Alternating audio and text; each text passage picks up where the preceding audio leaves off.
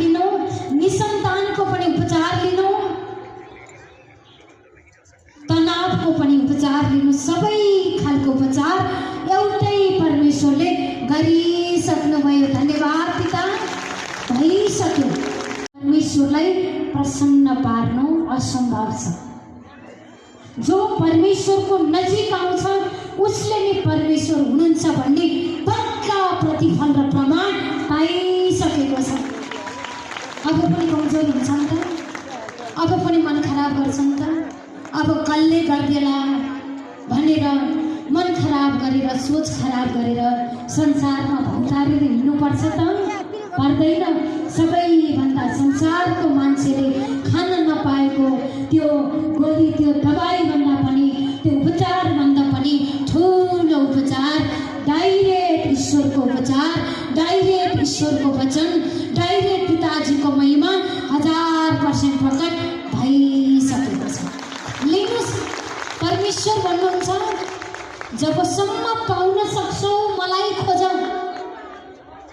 उपचारलाई खोज भन्नुभएको छैन, समाधानलाई खोज भन्नुभएको छैन, उन्नतिलाई खोज भन्नुभएको छैन।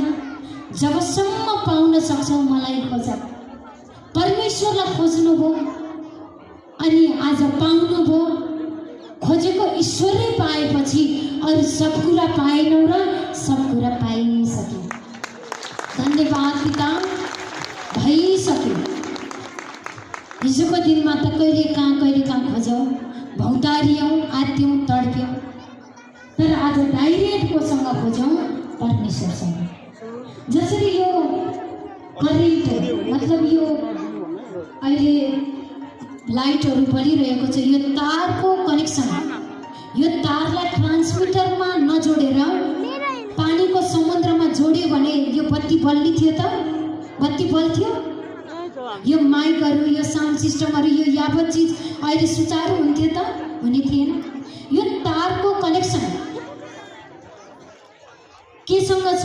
ट्रान्समिटरसँग छ। तब ट्रान्समिटरमा के छ? करेन्ट छ। त्यो ट्रान्समिटरमा भएको करेन्ट आज यहाँसम्म प्रभाव भएको छ कि छैन? भएको छ नि। त्यस्तै जसरी हाम्रो मनको कनेक्सन ईश्वरमा छ नि, परमेश्वरमा जो चिज छ त्यो हाम्रो लागि परमेश्वरले दिइसक्नुभयो। उज्यालोलाई के भनिन्छ? लाइट भनिन्छ, बत्ती भनिन्छ। उज्यालो छैन भने त्यसलाई बत्ती भनिँदैन। बत्ती त छ तर बलेको छैन भने त्यसलाई उज्यालो भनिँदैन। त्यस्तै त परमात्मालाई धन्यवाद।